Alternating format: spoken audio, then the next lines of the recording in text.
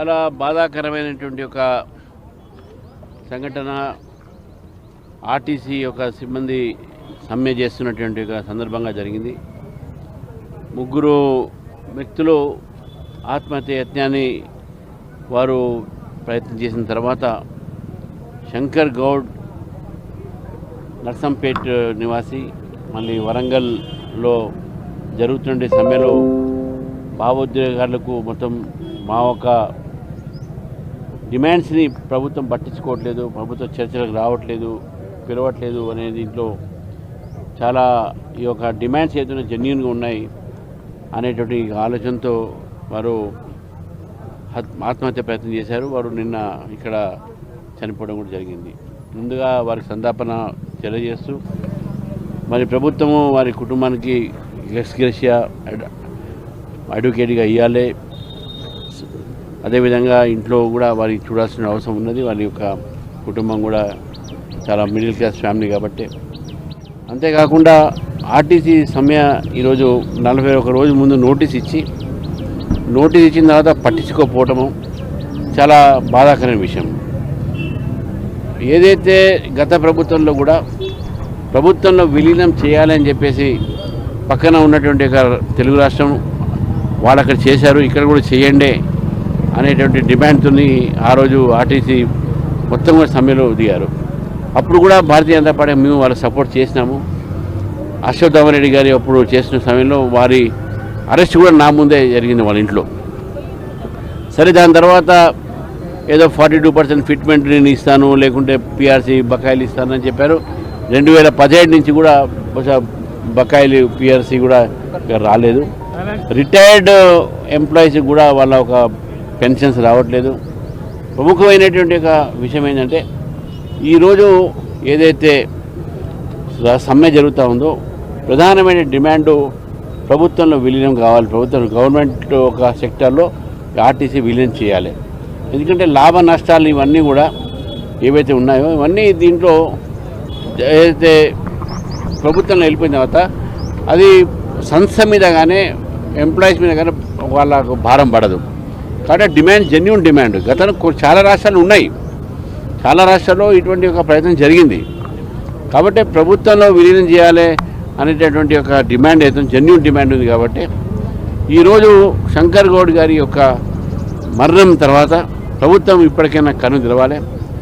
ఏ విధంగా వాళ్ళు డిమాండ్కు నోటీస్ ఇచ్చి వాళ్ళు నోటీస్ ఇచ్చిన మీరు పట్టించుకోకపోవడంతో ఈరోజు జరిగినటువంటి ఒక సంఘటన శంకర్ గౌడ్ గారి ఏదైతే మరణం ఉందో దానికి ప్రభుత్వమే బాధ్యత తీసుకోవాలి.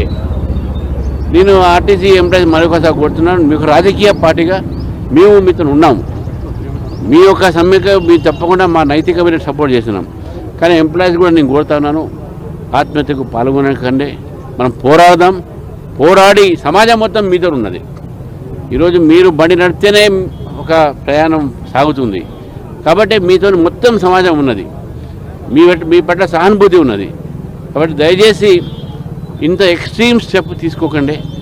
మీరు తప్పకుండా మీ అవసరం ఉన్నది.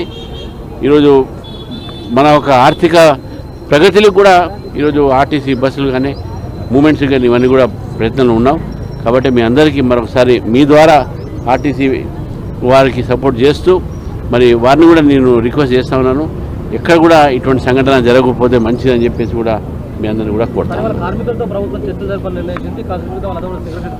చర్చ జరపాలని చెప్పేసి మేము నిన్న కూడా అడిగాము. చర్చ ముందే 41 రోజు ముందే నోటీస్ ఇచ్చిన సందర్భంగానే ప్రభుత్వం చర్చకు పిలిపి ఉంటే ఈరోజు శంకర్ గౌడ్ మరణం కాకపోయేది. కాబట్టి శంకర్ గౌడ్ మరణానికి ఈరోజు ప్రభుత్వమే కారణం అని చెప్పేసి మేము భావిస్తూ ఉన్నాం. 2015లో కూడా ఆ రోజు కేసీఆర్ గారి ప్రభుత్వం ఉన్నప్పుడు కూడా వారు అప్పుడు ఎలక్షన్స్తో ప్రామిస్ చేసింది, వీళ్ళు కూడా ఎలక్షన్స్తో ప్రామిస్ చేశారు. మేము డిమాండ్ చేసినాము. గతంలో ఆ సమ్మెలో మేము కూడా రాజకీయ పార్టీ నైతిక సపోర్ట్ చేసినాము. ఇంతకుముందు నేను చెప్పాను, అశ్వత్థామరెడ్డి అప్పుడు ఉన్నప్పుడు ఆ రోజు మేము పూర్తిగా సపోర్ట్ చేసుకుంటూ ఆ రోజు కూడా ఇట్నే చాలామంది చనిపోవడం జరిగింది. మేము అప్పుడు కూడా కోరినాము, దయచేసి ఇటువంటి ఎక్స్ట్రీమ్ స్టెప్ తీసుకోకండి, మేము మీతో ఉన్న సమాజం మీతో ఉంది. కానీ ప్రభుత్వం ఆ రోజు కూడా డిమాండ్ను వీళ్ళు పూర్తి చేయలేదు.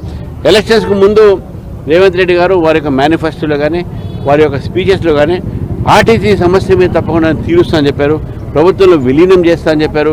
పీఆర్సీ బకాయిలు ఇస్తా అని చెప్పారు. 2017 నుంచి రావాల్సినటువంటి అవసరం ఉంది. అదేవిధంగా రిటైర్మెంట్ బెనిఫిట్ కూడా సమయానికి ఇస్తున్నారు. ఇవన్నీ ఏదీ లేదు. మరి ఎక్కడ గొంగలు అక్కడే ఉంది. కాబట్టి ఈరోజు వారి యొక్క genuine డిమాండ్స్ని Bharatiya Janata party support చేస్తూ ఉంది. నేను మళ్ళీ ఒకసారి చెప్తా ఉన్నాను, బీజేపీ ఎందుకని మీ యొక్క ఎంప్లాయీస్ యూనియన్ కాబట్టి సమాజంలో ప్రతి ఒక్కరు కూడా మీతో ఉన్నారు. ఈరోజు ప్రతి రాజకీయ పార్టీ కూడా మీతో ఉన్నది. మేము కూడా మీతో ఉన్నాం. మీకు సాంఘీభావం తెలుపుతా ఉన్నాం. మీరు సక్సెస్ కావాలని, చర్చలు కూడా మొత్తం సక్సెస్ కావాలి, చర్చలు జరగాలి, చర్చలతోనే మనం సమస్యను కూడా తీసుకుందని చెప్పి చర్చలు ఫెయిల్ అయితే అయినప్పుడు కూడా మీ డిమాండ్స్ జెన్యూన్ ఉన్నాయి కాబట్టి మీతో మేము ఉంటామని చెప్పేసి కూడా తెలియజేస్తాం. చర్చల సందర్భంగా ఇప్పటికే చర్చలు జరుగుతున్న సందర్భంగా ప్రభుత్వానికి మీరు ఏం చెప్పాలి? మీ ప్రభుత్వాన్ని ఒకటి చెప్తున్నాం, వాళ్ళ డిమాండ్ జెన్యూన్ ఉన్నాయి. ముఖ్యమంత్రి గారి స్వయానే ఎలక్షన్స్లో వారు మాట ఇచ్చారు. మాట ఇచ్చినప్పుడు వారి మాట తప్పదు. ఈరోజు ఇన్ని సూసైడ్లు అటెంప్ట్ చేద్దామనంటే ఎంప్లాయీస్లో ఎంత ఎంత వాళ్ళ ఆవేదన ఉంటేనే ఇటువంటి ఒక స్టెప్ తీసుకుంటే ఒకసారి మనం ఆలోచించాలి. ప్రభుత్వం సానుభూతిగా వీరందరితో చర్చలు చేసిన తర్వాత ముందుగా ఫస్ట్ డిమాండ్ గవర్నమెంట్ ఒక విలీనం చేయాలి. ఎందుకంటే గతంలో కూడా ఒప్పుకున్న పక్క రాష్ట్రం కూడా చేసింది. మన రాష్ట్రం చేసే మనకు ఏముంది, మనం చేయొచ్చు. మీరు కూడా మాట్లాడారు దాని మీద.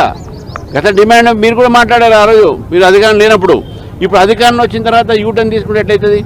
కాబట్టి కాపాడండి, ఆర్టీసీని కాపాడండి, ఆర్టీసీ వ్యవస్థను కాపాడండి, సంస్థను కాపాడండి, ఆర్టీసీ సిబ్బందిని కాపాడండి, ఆర్టీసీ ఎంప్లాయీస్ని కాపాడండి అని చెప్పి భారతీయ జనతా పార్టీ అడుగుతా ఉంది. డిపోల్లో వేధింపులు ఎక్కువ అవుతున్నాయి అంటున్నారు. అంటే అది వాళ్ళు ఇంటర్నల్గా మాకు చెప్తూ ఉంటారు. ఆ వేధింపులు ఉంటే కూడా తప్పకుండా ఎంక్వైరీ జరగాలి.